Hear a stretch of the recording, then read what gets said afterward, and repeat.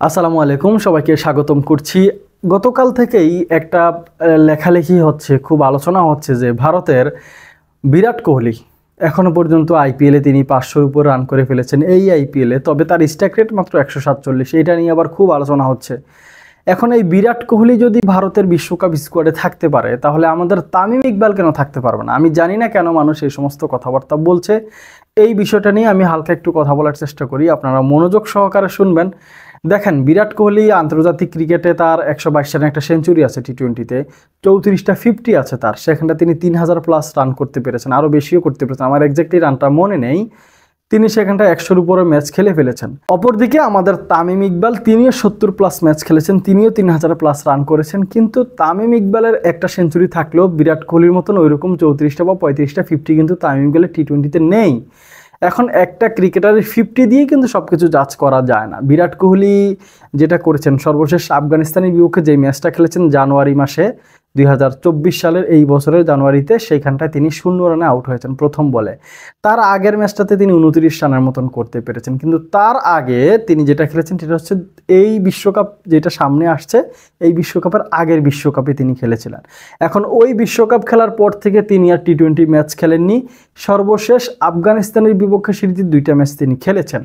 তারপরে তিনি এখন আইপিএল খেলছেন, আইপিএলে মোটামুটি ভালো পারফর্ম করছেন।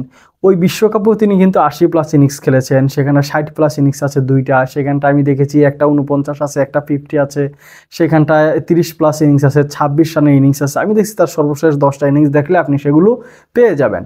এখন বিরাট কোহলি যেই ইনিংসগুলো খেলেছেন, সেই বিশ্বকাপে খেলেছেন, আবার বিরতি দিয়েছেন, প্রায় 12-14 মাসে একটা বিরতি ছিল, সেখানটা আবার জানুয়ারি মাসে এসে তিনি আফগানিস্তানের বিপক্ষে খেলেছেন, এখন আবার আইপিএলটা খেলছেন।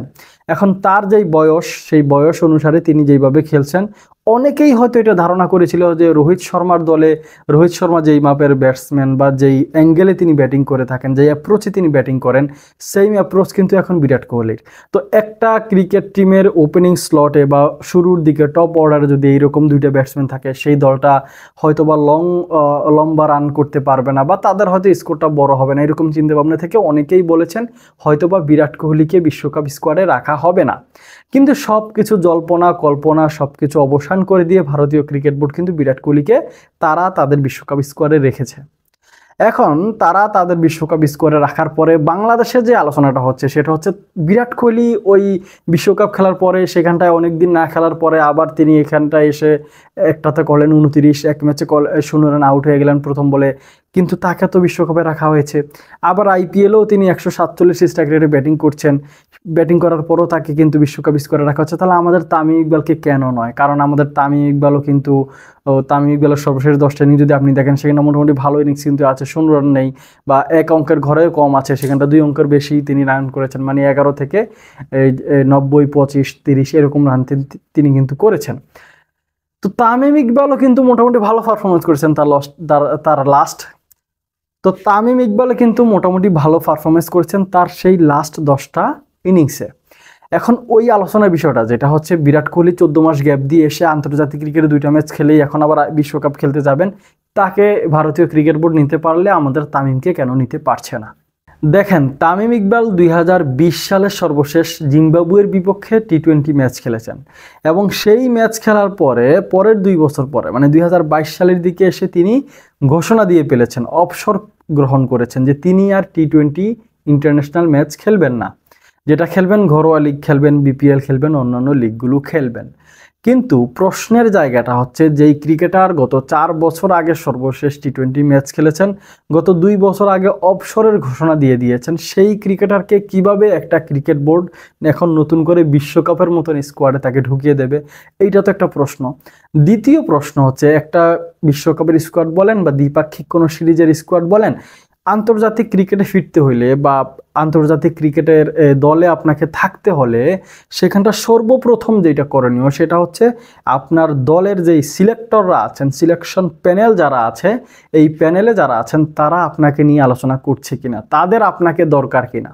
যদি তাদের আপনাকে দরকার হয়, তারা হয়তো অধিনায়কের সাথে কথা বলবে, তারা হয়তো ক্রিকেট অপারেশনসের সাথে কথা বলবে, আর তারা হয়তো কোচের সাথে কথা বলবে, তারা হয়তো বোর্ড প্রেসিডেন্টের সাথে কথা বলবে। কিন্তু আমি যতটুকু জেনেছি, আমি যতটুকু জেনেছি তামিম ইকবালকে জাতীয় দলে বা টি-20 স্কোয়াডে ফেরানোর বিষয়ে আমাদের যেই প্রথম ধাপ নির্বাচক প্যানেল, সেই নির্বাচক প্যানেলের একটা সদস্যও সেখানটায় একটা বাক্য পর্যন্ত বিনিময় করেননি যে আমাদের তামিম ইকবালকে দরকার। তো তারা নিজেরাই তো আলোচনা করছে না, তারা সেই আলোচনাটা কিভাবে অধিনায়কের কাছে নিয়ে যাবে, কিভাবে কোচের কাছে নিয়ে যাবে, কিভাবে ক্রিকেট অপারেশনসের কাছে নিয়ে যাবে, তারা নিজেরাই তো আপনাকে দরকার নেই মনে করছে। তো যখন আপনাকে বাংলাদেশ ক্রিকেট বোর্ডের বা তামিম ইকবালকে নির্বাচক প্যানেলদের দরকার নেই, তখন আমরা এই অবান্তর আলোচনাটা করে কি লাভ যে তামিম ইকবালকে টি-20 বিশ্বকাপে ফেরানো হবে। আমাদের নাজমুল হাসান পাপন ক্রীড়ামন্ত্রী, তিনি নাকি চেয়েছেন, তার ইচ্ছা নাকি ফিরে আসবে। এটা অবান্তর কথাবার্তা। একটা হচ্ছে আপনাকে একটা প্রসেসের ভিতর দিয়ে যেতে হয়। মোহাম্মদ আমির পাকিস্তান দলে ফিরেছেন, তিনি কিন্তু পাকিস্তান দলের হয়ে ম্যাচ খেলেছেন, একটা প্রসেসের মধ্য দিয়ে তিনি এসেছেন। আবার বিরাট কোহলি 12-14 মাস না খেললেও তিনি কিন্তু আফগানিস্তানের সাথে ফিরেছেন, সেখানটা খেলেছেন, আইপিএল খেলছেন, এখন বিশ্বকাপও খেলবেন, প্রসেস আছে।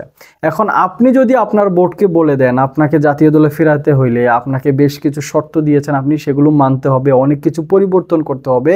ক্রিকেট বোর্ড আপনি একক কোনো ইন্ডিভিজুয়ালের জন্য আলাদা কোনো নিয়ম করে চলবে না, কোনো প্রতিষ্ঠানই এটা চলবে না। ক্রিকেট বোর্ড শুধু না, কোনো প্রতিষ্ঠানই ইন্ডিভিজুয়াল কারোর জন্য আলাদা কোনো রুলস নিয়ে এগোবে না। এটা একটা প্রশ্ন। দ্বিতীয় প্রশ্ন, তামিম ইকবালের যে ফিটনেস, হ্যাঁ তিনি বিপিএল খুব ভালো খেলেছেন, বিপিএল এর সর্বোচ্চ রান সংগ্রাহক হয়েছেন, কিন্তু বিপিএল এ খেলা আর বিশ্বকাপে খেলা বা বিপিএল খেলা আর জাতীয় দলে খেলা তফাৎ আছে। তো এই অবান্তর আলোচনা করে আসলে কোনো লাভ নেই। বিরাট কোহলির যোগ্যতার বলেই তিনি বিশ্বকাপ স্কোয়াডের সুযোগ পেয়েছেন। তামিম ইকবালের সেই যোগ্যতা যদি থাকতো, সেই ফিটনেস যদি থাকতো, সেই সময় যদি থাকতো, তিনিও টি-20 দলে ফিরতে পারতেন। বাইরে তিনি তো অবসরে নিয়ে ফেলেছেন। এখন অবসরপ্রাপ্ত ক্রিকেটার যদি অবসর ভেঙে না আসেন, সেই ঘোষণা যদি না দেন, তিনি যদি বলতেন যে আমি টি-20 খেলতে চাই, টি-20-র অবসরটা আমি ভেঙে ফেলেছি, আমি আবার টি-20 দলে ঢুকতে চাই, হ্যাঁ, তখন তার পারফরমেন্স কেমন, তার ফিটনেস কেমন, সেগুলো দেখা হইতো। তিনি যদি ফিট থাকতেন, তিনি যদি শতভাগ মানে জাতীয় দলে ম্যাচ খেলার জন্য বা টি-20 ম্যাচ খেলার জন্য প্রস্তুত থাকতেন, তবেই তো তাকে নিয়ে আলোচনাটা করা সম্ভব হইতো। এখন তিনি তো সব কিছু ফেলে দিয়ে, সব কিছুকে দূরে ঠেলে দিয়ে তিনি আজকে 1.5-2 বছর যাবৎ অনেকটা দূরে সরে আছেন ক্রিকেট বোর্ডের কাছ থেকে। তো এই মুহূর্তে বা এই সিচুয়েশনে দাঁড়িয়ে তাকে কিভাবে টি-20 বিশ্বকাপের স্কোয়াডের জন্য মানুষ আলোচনা করে, কথাবার্তা বলে, আমার বোঝে আসে না। ভালো থাকবেন, সুস্থ থাকবেন, আল্লাহ হাফেজ।